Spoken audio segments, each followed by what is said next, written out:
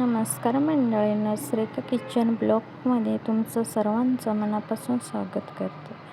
तर आज आपण फणसाची भाजी बनवणार आहोत. फणसाची भाजी सांगितल्यावर कोकणातल्या लोकांना खूप माहिती आहे आणि कोकणातली ही भाजी फेमस आहे, फणसाची भाजी. तर आपण पहिल्यांदा घेतलेलं आहे फणस. त्यानंतर आपण फणसाला कापे करून घेतलेलं आहे, तुम्ही बघू शकता. आणि चीक पण खूप असतं, तर आपण जेव्हा कापण्याच्या वेळेस हाताला तेल लावा किंवा एखादं कागद जवळ ठेवा, म्हणजे जो चीक असतो तो आपल्याला कागदाने वगैरे पुसून काढता येतो आहे. आणि लगेच मग आपण इथं कापा करून झाल्याच्यानंतर लगेच वरचा भाग आपण काढून घेतलेला आहे फणसाचा. तर सगळे असंच काप करून, आणि चीक तर खूप असतं, पण आपलं तेल लावल्याने चीक एवढा का लागत नाही, किंवा नाही तेल लावलं तरी चालेल. आणि हात धुताना वेळेस हाताला तेल लावलं तरी आपल्या हाताचा चीक आरामसात निघून जातो आहे. तर अशा प्रकारे आपण फणस स्वच्छ करून घेतलेलं आहे कापा. आणि मग एका भांड्यात पाणी घेऊन स्वच्छ 2-3 वेळेस आपण धुवून घेतलेलं आहे. धुवून झाल्याच्या नंतर लगेच आपण एका भांड्यात त्याला शिजायला टाकायचं. तुमच्याकडं पातेलं असेल तर पातेला किंवा कुकरला लावले तरी ते छान असतं. मी इथं कुकर घेतलेला आहे आणि कुकरलाच लावलेलं आहे. तर इथं सगळे धुवून छानपैकी कुकरमध्ये आपण शिजायला टाकतो आहे. आणि शिजायला टाकण्याच्या वेळेस त्यात आपण आपल्या आवडीनुसार आपण त्याच्यात मीठ पण ॲड करू शकता. मीठ ॲड करू शकतो, आपल्याला जेवढं पाहिजे तेवढं आपण मीठ ॲड करून घ्यायचं त्याच्यात. मीठ ॲड करून झाल्याच्या नंतर आपल्याला आपल्या आवडीनुसार आपण लगेच त्याच्यात हळद ॲड करायची.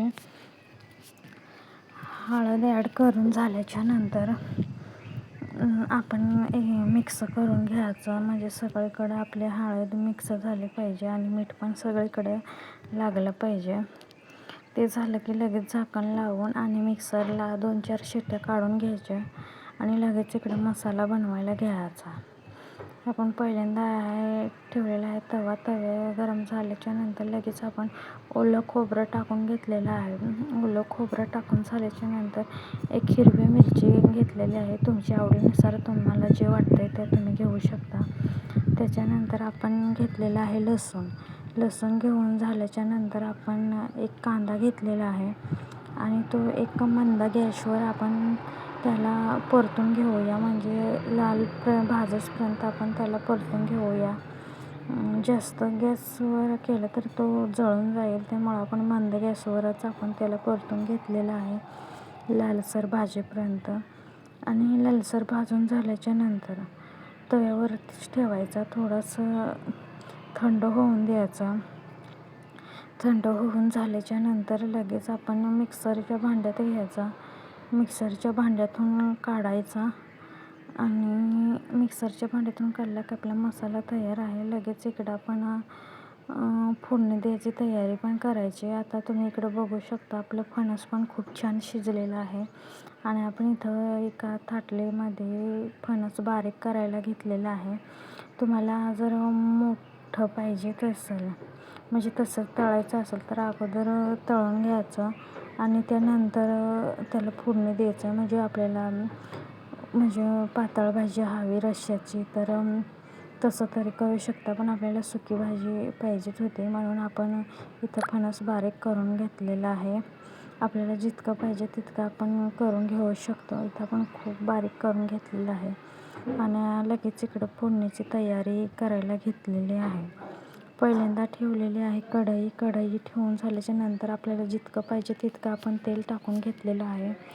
तेल टाकून झाल्याच्या नंतर लगेच जिरं टाकून झाल्याच्या नंतर लगेच वाटण टाकून घेतलेलं आहे. वाटण टाकून झाल्याच्या नंतर आपण 4-5 मिनटं परतून घेऊया. मंद गॅसवरच आपण त्याला परतून घेऊया. परतून घेतल्याच्या नंतर आपण त्याच्यातून आपल्याला जितके मसाले पाहिजे तितके मसाले आपण त्याच्यात ॲड करू शकता. पहिल्यांदा घेतलेला आहे आपण गरम मसाला. त्यानंतर आपल्या आवडीनुसार आपण त्याच्यामध्ये पण मीठ टाकलं होतं, पण थोडं पण मसाल्यामध्ये पण मीठ टाकून घेतलेलं आहे.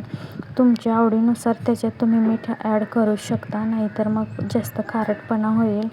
आणि त्यानंतर आपण हळद ॲड केलेली आहे. हळद ॲड करून झालेल्याच्या नंतर आपण त्याच्यात लगेच कांदा लसूण मसाला ॲड केलेला आहे. आणि आपल्याला जितके मसाले पाहिजे तितके मसाले आपण ॲड करू शकता. आपल्याला जसं भाजी पाहिजे तेवढा पण मसाला ॲड करू शकता. मसाले ॲड करून झालेले आहेत. लगेच आपण फणस टाकून घेतलेला आहे. फणस टाकून झाल्याच्या नंतर 5-6 मिनटं आपण त्याला मंद गॅसवरच परतून घेऊया. एकजीव होईपर्यंत आपण त्याला परतून घेऊया. इथं आपलं तुम्ही बघू शकता आपण छानपैकी परतून घेतलेलं आहे. आणि मग थोडासा मोठ्या गॅसवर थोडंसं त्याच्यात असं आपल्याला वाटलं तर आपण सुकवून घ्यायची भाजी. आणि भाजी पण एकदम सुटसुटीत आणि मनमोकळी आणि खायला तर एक नंबर चव आहे. तर ही भाजी तुम्ही एकदा फणसाची नक्की बनवून बघा, तुम्हाला पण खूप आवडेल. आणि आपल्या चॅनलवर नवीन असाल तर आपल्या चॅनलला सबस्क्राईब करा, बेल आयकॉन दाबा, शेअर करा, कमेंट करा. असेच नवनवीन व्हिडिओ मी नक्की तुमच्यापर्यंत शेअर करेन. Bye bye.